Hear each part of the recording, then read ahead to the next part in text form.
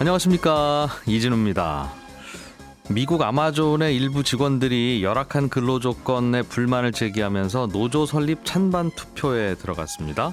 이 투표 결과가 미국 전역의 아마존 근로자들과 또 노조가 없는 노동자들에게도 영향을 꽤 줄 수 있는 상징적인 사건이 되면서 화제가 되고 있는데요. 아마존 측에서는 투표 용지에 뭔가 잘못됐다 이런 또 이의를 제기했다고도 하고, 우리나라와 이래저래 노조를 만들고 운영하는 방식이 좀 다른 것 같습니다. 나라박 소식 살펴보는 글로벌 리포트 시간에 이 소식을 비롯해서 다양한 소식들 함께 전해드리겠고요. 이집트라는 나라, 최근에 수에즈 운하에서 컨테이너선 사고가 발생하면서 세계의 눈길을 모았던 나라인데, 이 나라에 대해서도 자세하게 좀 더 알아보겠습니다. 손에 잡히는 경제 플러스 시작하겠습니다.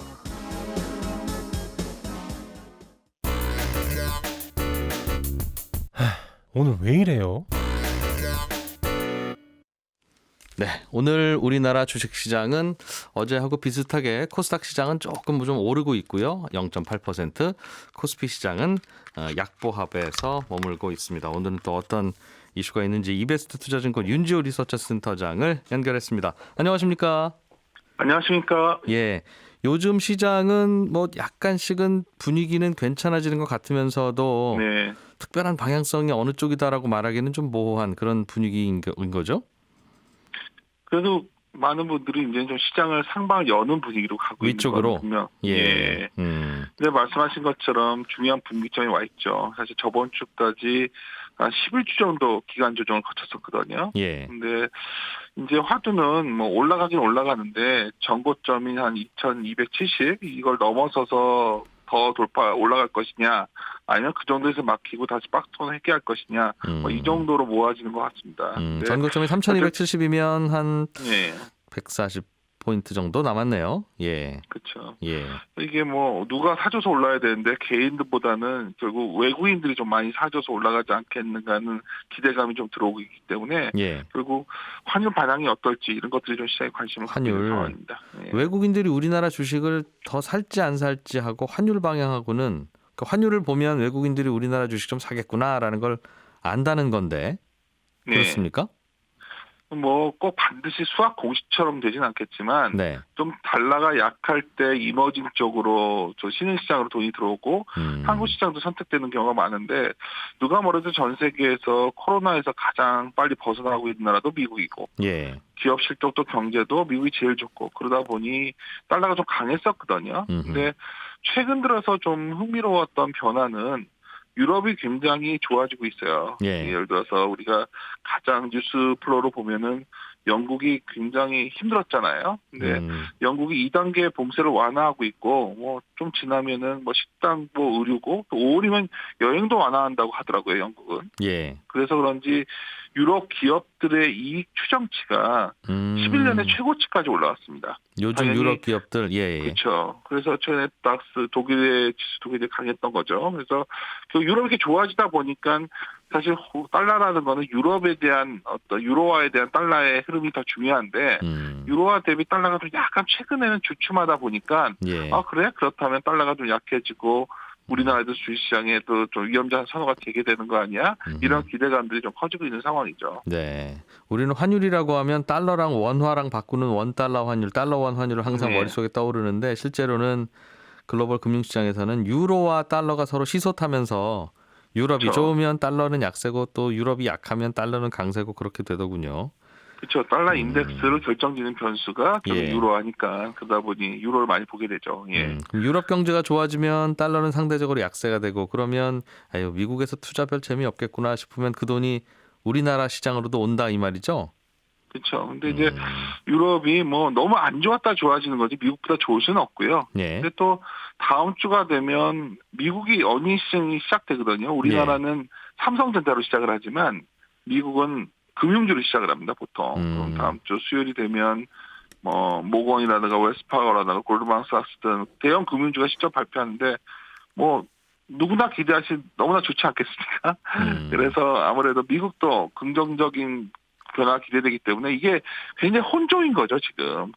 방향 갖지 못하고 환율도 조차도 이런 상황입니다. 예. 좋기는 좋은데 주가가 좋은 걸 미리 반영하고 있어서 어디까지 더 주가는 올라야 될지 그게 다들 고민일 거예요.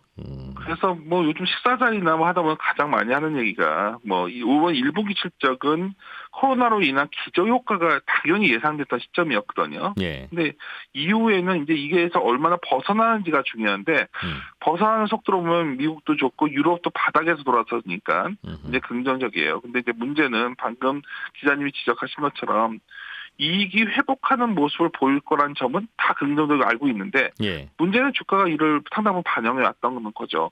대표적인 게 이제 삼성전자 같은 것도 실적 좋을 거다 해서 좋게 나왔는데 이후에 탄력은 없는 상황. 네. 이런 것들이 아마도 어떤 우리가 이제 얼마나 벗어나서 달려갈 수 있냐를 궁금해하지 좋아지는 건 이제 다 알고 있다는 거. 이 자체가 이제 중요해 시장에서는 중요한 어떤 판단기준이 아닐까 보고 있습니다. 선물도 갑자기 줘야 깜짝 놀라지 생일날 주면 이게 웬만하면 감동시키기 어렵잖아요. 이제 선물 주겠거니 생각하고 있으니까. 깜짝 파티 해줘야 좋아지는데 다들 좋아지는 거 알고 있어 그게 문제인 것 같아요. 다음 주에는 북한의 태양절 15일이 태양절이죠. 이거는 시장에 어떤 영향을 주겠습니까?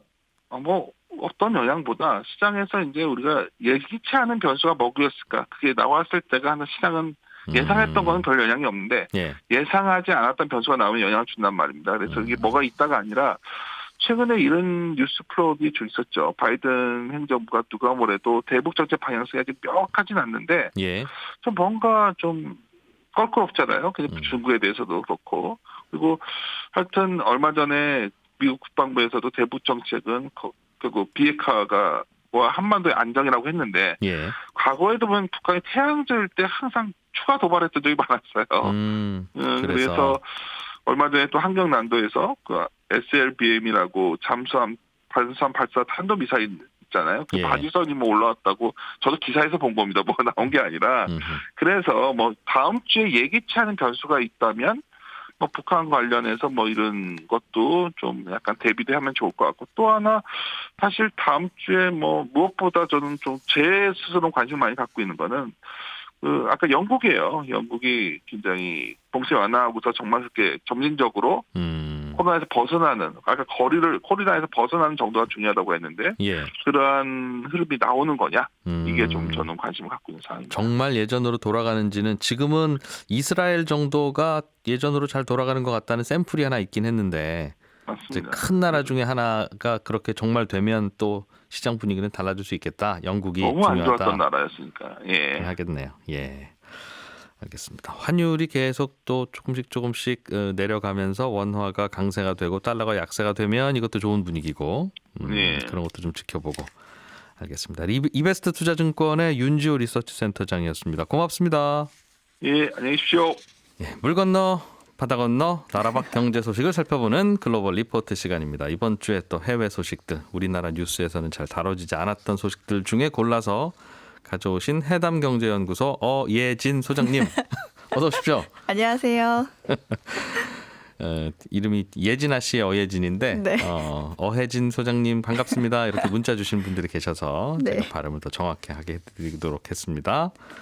지난주에 아마존이 노조가 생길 것 같다 이런 소식을 잠깐 전해주셨어요. 네네.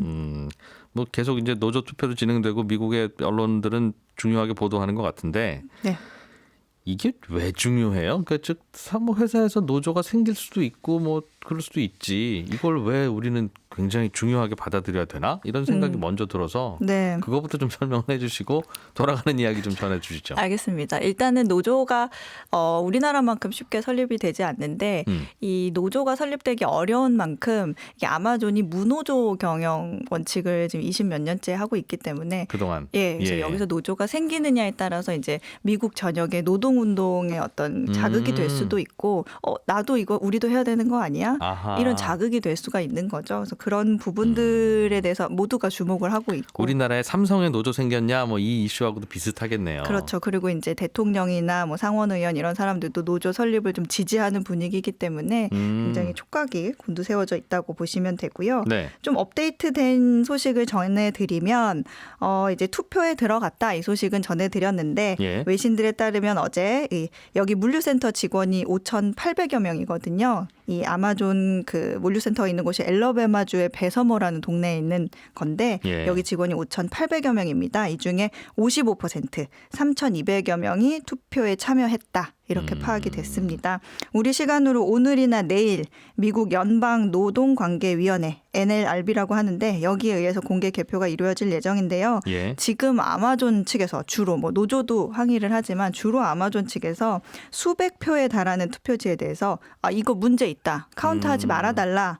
이렇게 뭐 나중에 빼놨다가 다시 심의를 해달라. 네. 이렇게 이의를 제기한 것으로 알려졌습니다. 뭐 알 수 없는 표시라든지 아니면 밀봉이 돼 있어야 되는데 뜯어졌다든지 예. 이런 것들을 두고 문제를 삼은 건데요. 이렇게 이의가 제기되면 노동위원회가 이걸 따로 빼둡니다. 그래서 이렇게 이의 제기한 표들이 나중에 투표 결과에 영향을 미칠 만큼 많을 경우에는 개표가 중단이 돼요.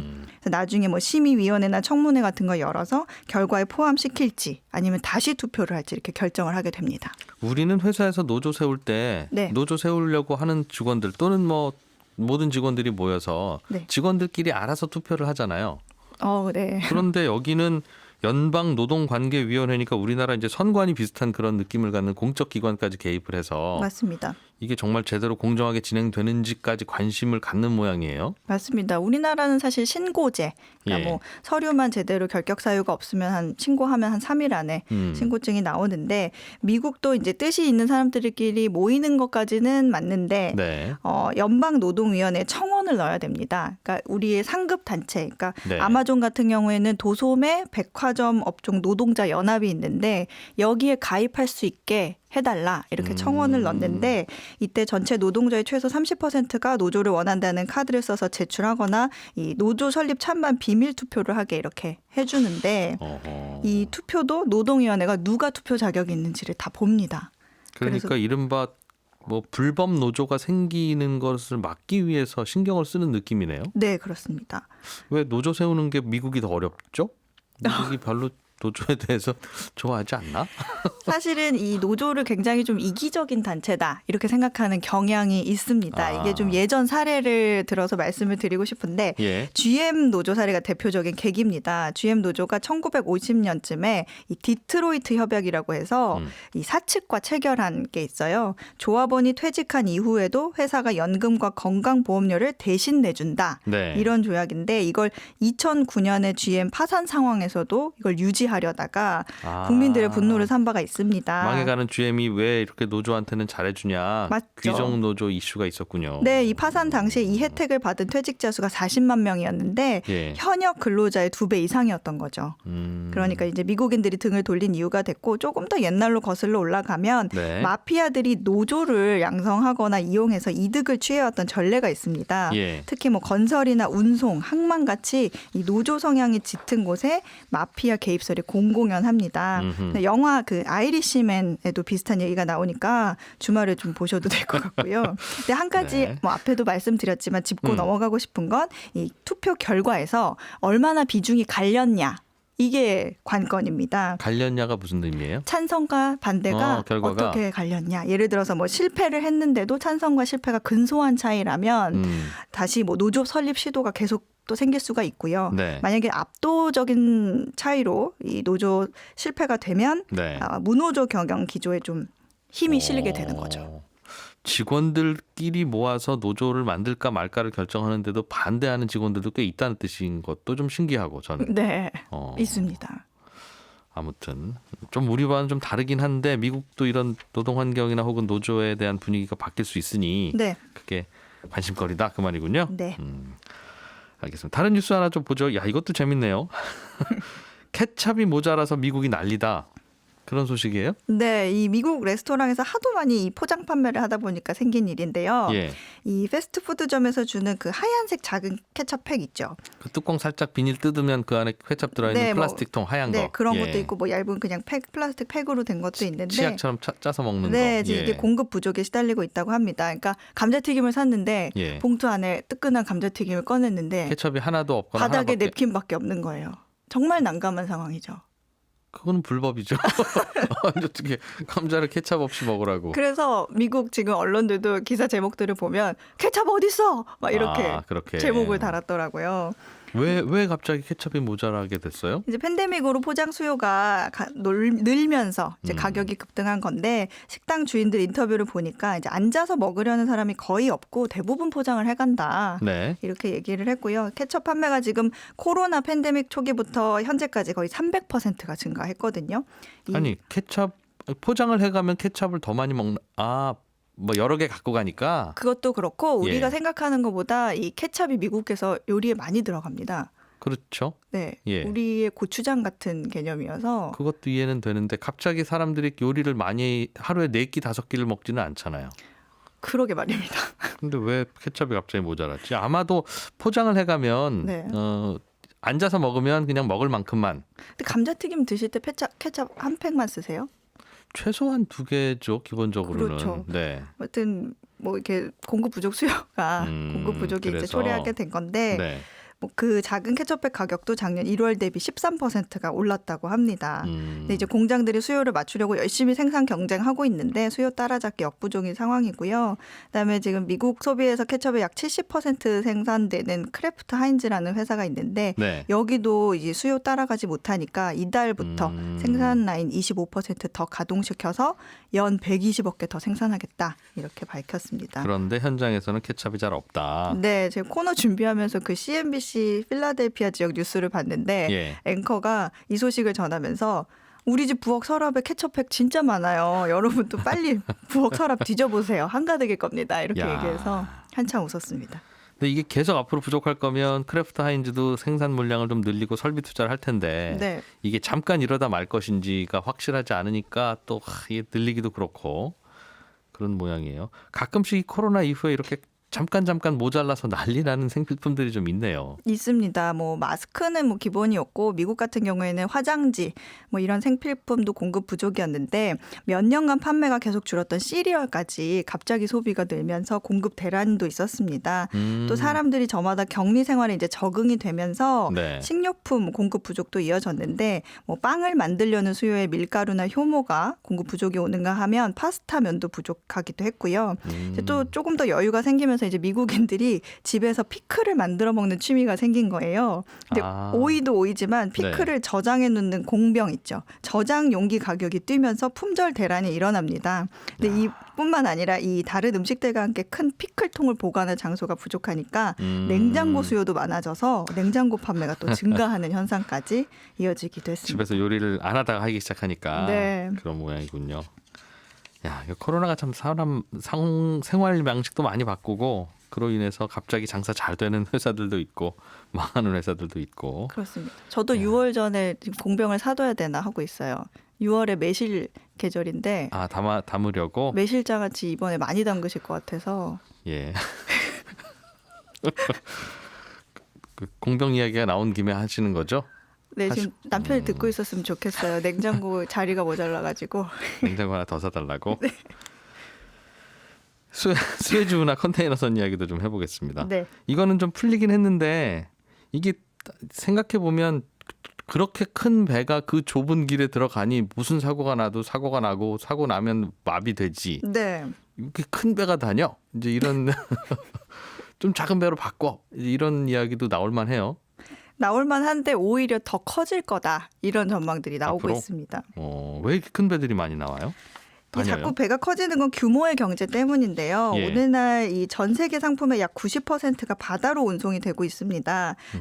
대형 선박의 경우에 연료는 많이 들어가는데 이 운반할 수 있는 컨테이너들 수에 비하면 훨씬 효율적이라는 거죠. 그러니까 예. 한 번에 많이 운송될수록 자본이 더 빨리 돌 수 있기 때문인데 왜 우리가 짐을 옮길 때 한두 개씩 안 하고 턱까지 쌓아서 옮기는 거랑 그렇기도 같은. 하고 네. 배달하시는 분들 여러 개 한 줄 손에 들고 네. 한꺼번에 실어 나르는 것도 똑같은 이유죠. 네, 맞습니다. 그래서 특히 또 요즘에는 해상 환경 규제 때문에 배들도 다 친환경 기준에 부합하는 선박으로 교체되고 있거든요. 예. 그러면은 이제 연료 효율성이 더 좋아지니까 배가 클수록 더 이득이 되는 거죠. 그러니까 배 크기로만 보면은 지난 50여 년간 1,500%가 증가했다고 합니다. 15배? 네. 어우, 많이 커졌네요. 근데 2030년까지는 이것보다 또 50% 이상 더 커질 거다. 이런 예상이 나오고 있습니다. 앞으로 한 7, 8년 후에는 더 커질 거다. 네.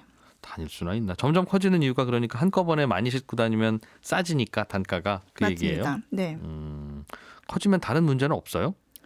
아무래도 다른 문제가 있는데 사실 예. 이제 운하가 좁아지잖아요. 그러니까 증설의 의지가 또 있죠. 그래서 우리나라 같은 경우에도 몇 년 전부터 이 초대형 선박이 접안할 수 있는 항구 개발에 들어간 상황이고요. 예. 사실 수혜주도 좀 넓힌 겁니다. 그나마. 예. 그렇게 해서 배들도 다 바꾸고 그래서 조선업체들은 야 일감 많아지겠다 이런 기대도 좀 하는 것 같더군요. 네. 예, 잘 들었습니다. 해담경제연구소 어예진 소장이었습니다. 어예진 소장이었습니다. 고맙습니다. 감사합니다.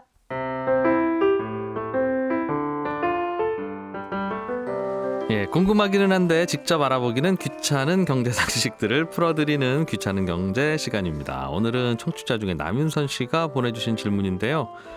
카카오라는 회사가 주식 액면 분할을 한다는 뉴스가 들리던데 그렇게 하면 기업 가치가 더 높아집니까? 무슨 변화가 있나요? 이런 질문을 주셨습니다. 결론부터 말씀드리면 주식을 액면 분할하거나 또는 무상증자를 하게 되면 주식이 잘게 쪼개지게 되는데요. 그렇게 한다고 해서 기업 가치가 더 높아지지는 않습니다. 당연하겠죠. 액면 분할은 주식 가격이 너무 비싸서 거래량이 너무 적을 때 한 주를 5주나 10주로 쪼개서 거래하는 겁니다. 지금 카카오라는 회사는 주식이 50만 원이 한 주가 50만 원이 훨씬 넘는데 그럼 돈이 50만 원이 없는 주주는 주식을 사기가 어려울 거고 또 주식을 10만 원어치만 팔고 싶은 분도 계실 텐데 한 주가 50만 원이면 10만 원어치만 팔기는 어렵잖아요. 그럴 때 액면 분할을 하는 겁니다. 마치 스테이크를 칼로 썰어 넣으면 먹기에는 좋은데 그렇게 썰어 놓는다고 고기 양이 늘거나 맛이 더 있어지거나 하지는 않듯이 액면 분할을 해도 회사 가치가 바뀌지는 않습니다. 그냥 먹기 좋으라고 주식을 잘게 썰어 놓는 거다 이렇게 생각하시면 됩니다. 주식을 잘게 쪼갠다고 회사에 돈이 더 들어오는 것도 아니고 직원들이 그날부터 일을 더 열심히 하는 것도 아닌데 기업 가치가 높아질 리가 있겠어요? 액면 분할하고 비슷한 게 무상증자라고 하는 것도 있는데 이것도 똑같이 주식을 잘게 썰어 놓는 효과가 있습니다. 말 그대로 주주들한테 무상증자니까 무상으로 주식을 더 찍어서 주는 건데요. 회사 가치는 변함이 없는데 주식은 더 찍어서 나눠주는 거니까 주식 한 개의 가치는 떨어지겠죠. 예를 들어서 한 주에 10,000원 하던 주식인데 무상증자를 해서 주주들한테 한 주씩 더 나눠주면 주주들은 주식 숫자가 2배로 늘어나는데 그렇게 되면 주식의 가격은 10,000원 하던 게 5,000원 하겠죠. 그러니까 주주들 입장에서는 주식의 양은 늘어나고 주가는 떨어지니까 결국은 똑같은 건데 액면 분할처럼 주식이 더 잘게 쪼개지는 효과는 있습니다.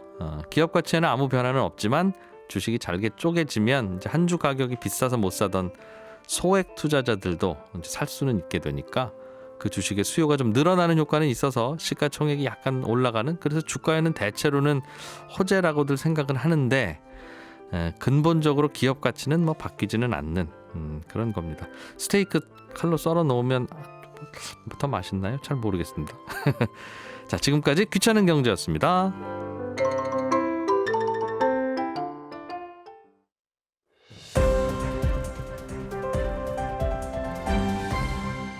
경제를 생각하는 사람들의 새로운 습관, 이진우의 손에 잡히는 경제 플러스. 경제학자와 떠나는 세계 일주 시간, 종횡무진 세계를 가다. 오늘은 지난주에 이어서 이집트로 한 번 더 날아가서 구경해 보겠습니다. 한국경제산업연구원 박정호 실장님, 어서 오세요. 안녕하세요. 댐 이야기를 오늘 해주시겠다고 했어요. 맞습니다. 그때 댐 얘기하다가 저희가 다음 주 한번 또 해드린다고 했었었죠. 그때 댐 이야기가 왜 나왔었죠? 그때 이집트가 이제 수에즈 운하가 중요한 수익원 중에 하나다라고 하면서 수에즈 운하도 이제 물이 중요한 요소잖아요. 네. 그런데 최근 이집트가 가장 큰 골머리를 앓고 있는 게 이 나일강 상류에 있는 에티오피아가 대규모 댐을 건설한다고 해서 그럼 이집트로 내려오는 물이 줄어든다. 그렇습니다. 예. 이게 생각보다 심각한데요. 먼저 그 댐에 대해서 좀 말씀드리면요. 예. 에티오피아가 이번에 건설하는 댐의 이름이 그랜드 에티오피아 르네상스 댐. 뭔가 크죠? 이름이. 정말 마음 작심하고 만드는 댐 같은데요. 정확한 느낌 아닌 느낌 맞았습니다. 예. 이번에 에티오피아가 건설하는 댐은요. 그 규모도 세계적인 수준인데요. 어느 정도냐면 우리나라에서 담수량이 제일 많은 댐이 뭔가 했더니 소양강 댐이더라고요. 네. 예, 그 소양강 댐에 무려 25배 정도 되는 엄청난 담수량을 가진 댐을 건설이 거의 완공 중입니다. 크겠네요. 예. 그래서 이게 어느 정도 규모인지 그래도 감이 잘 없어서 제가 이런 걸 전문적으로 하시는 전문가에게 한번 여쭤봤어요. 그 정도 댐을 건설하고 나면 어떤 일이 일어나나요? 하고 했더니 일단 그 댐에 물을 채워야죠. 딱 그러는 거예요. 네. 그러면 대놓고 여쭤봤죠. 에티오피아에서 그 댐에 물 채우려면 어떻게 됩니까? 그랬더니 제가 알고 있기로는 한 4년에서 5년 걸린대요.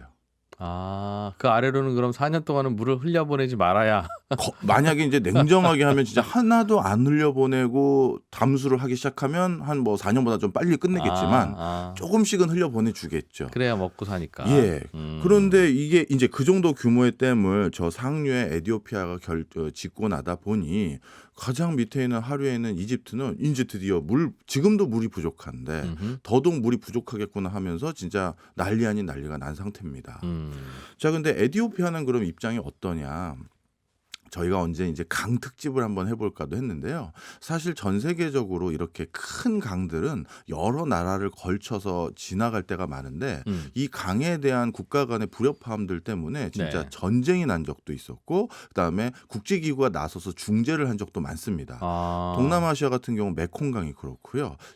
저기 남미 같은 경우는 당연히 아마존이 그렇고 상류에는 A 나라, 하류에는 B 나라. 맞습니다. 야, 그쪽에서 지금 좀 내려보내지 마 좀.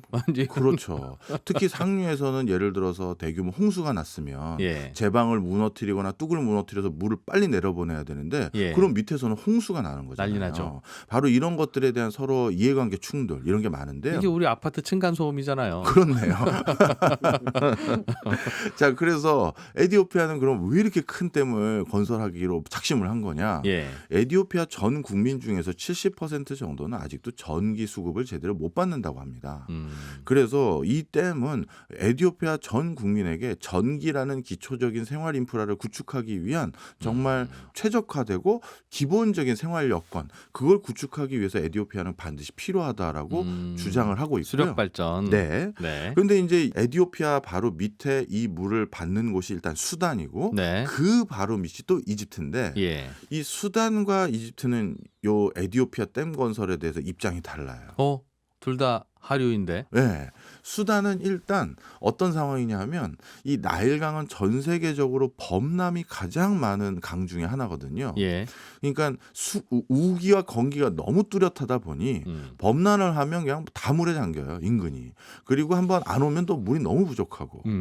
그런데 저 위에 에티오피아가 적당하게 물을 조절해 준다니 우리 수단 입장에서는 우리에게는 혜택이라는 거죠. 비 올 때 저쪽에서 담아주면 다행이다 오히려. 네, 예.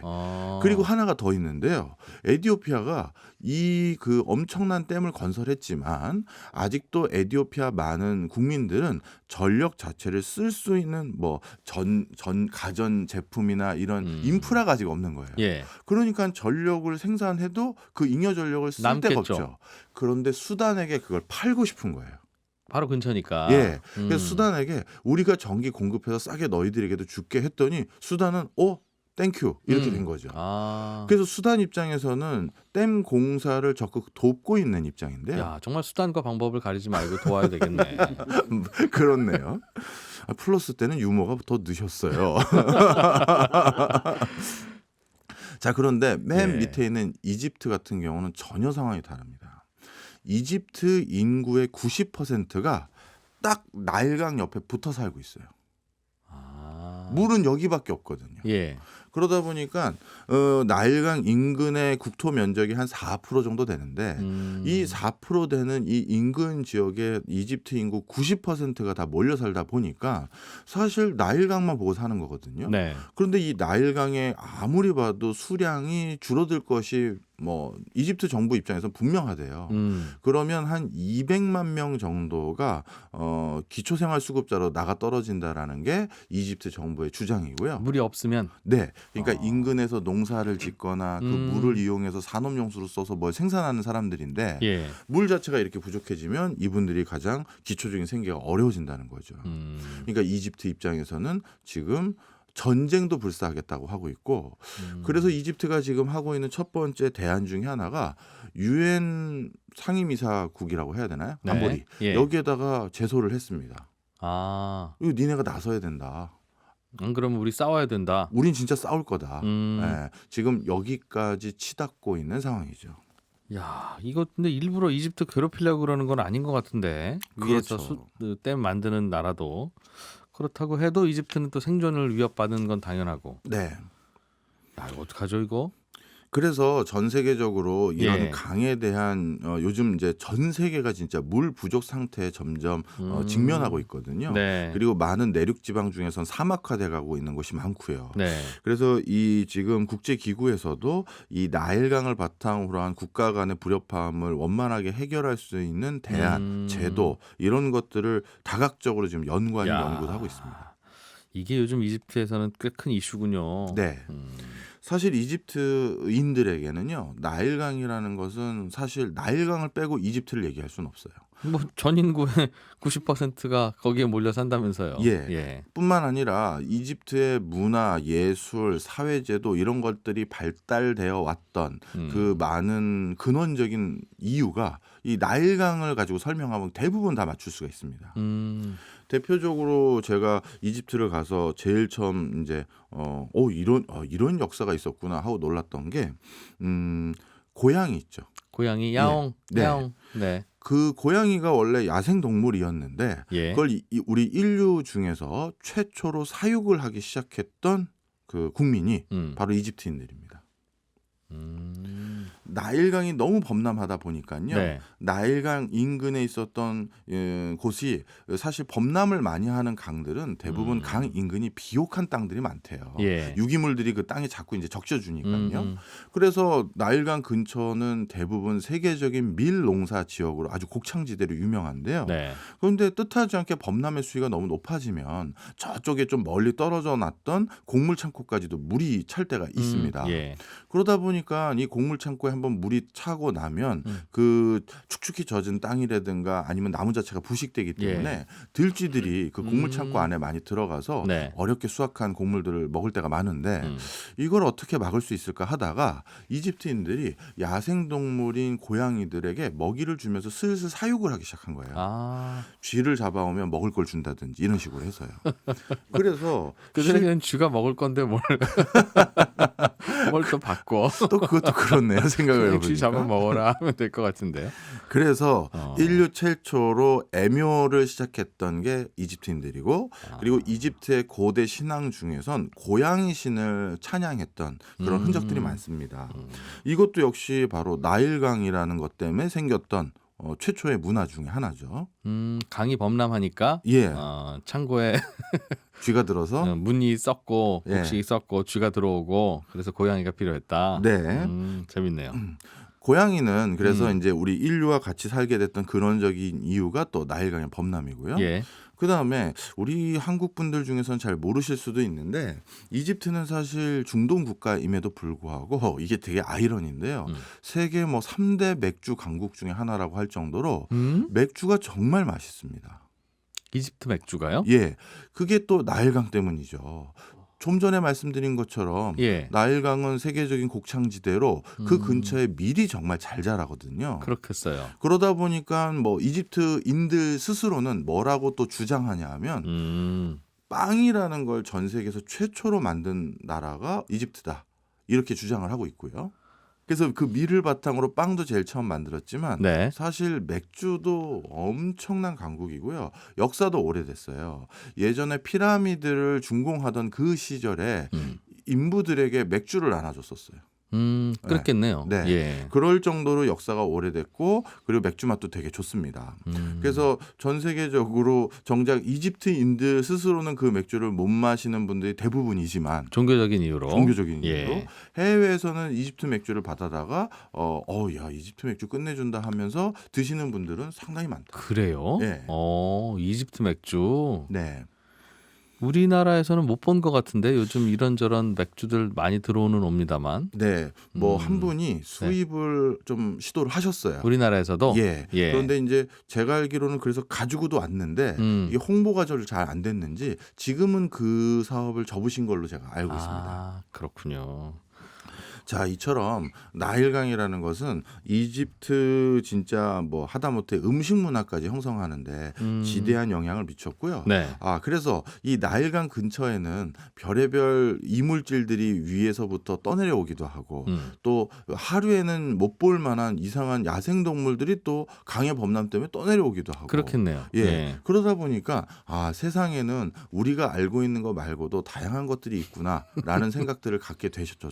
네. 예. 그래서 이집트는 고대 신앙이 다신교로 유명하잖아요. 뭐 태양신, 무슨 신 많이 있는데 예. 그래서 이집트인들이 또 자부심을 갖고 있는 게 전 세계 문화 콘텐츠의 원류라고 불리우는 게 사실은 그리스 로마 신화인데 네. 그래서 우리 뭐 어벤져스 시리즈를 비롯해서 많은 어떤 영화나 아니면 만화 콘텐츠에도 이 그리스 로마 신화를 원류로 해서 제작된 것들이 많은데 네.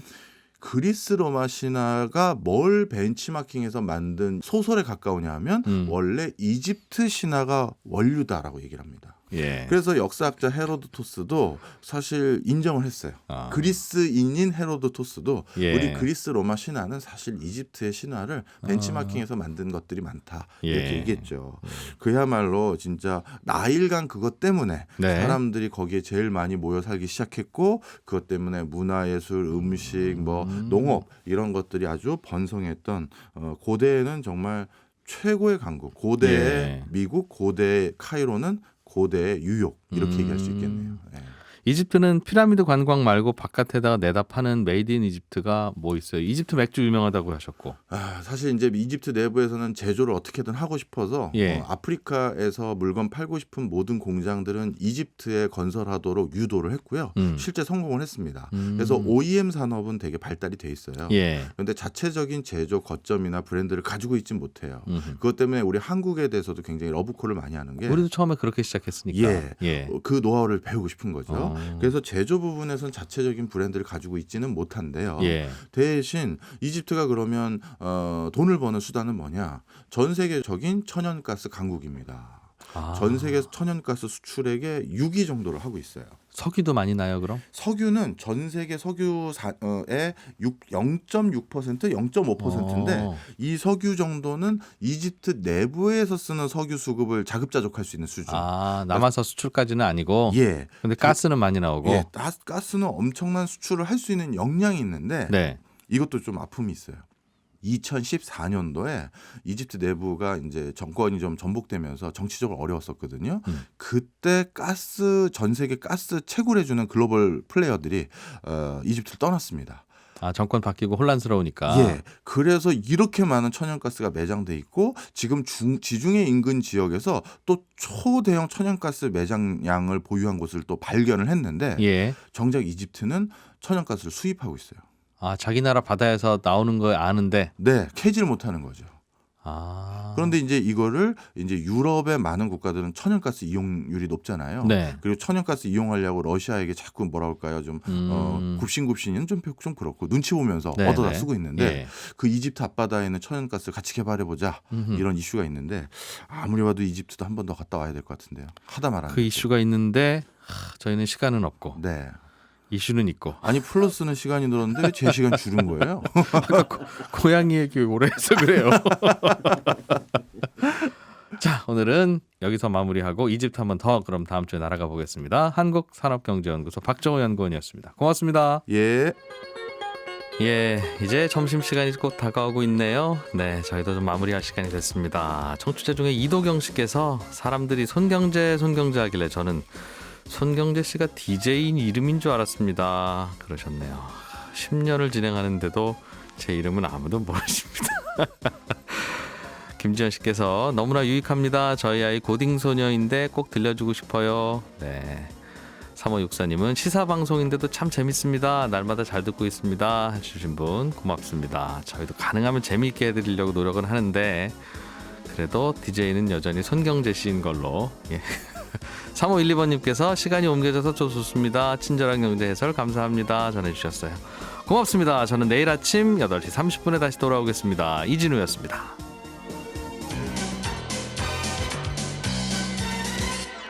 더 깊고 더 재미있는 경제 이야기. 이진우의 손에 잡히는 경제 플러스.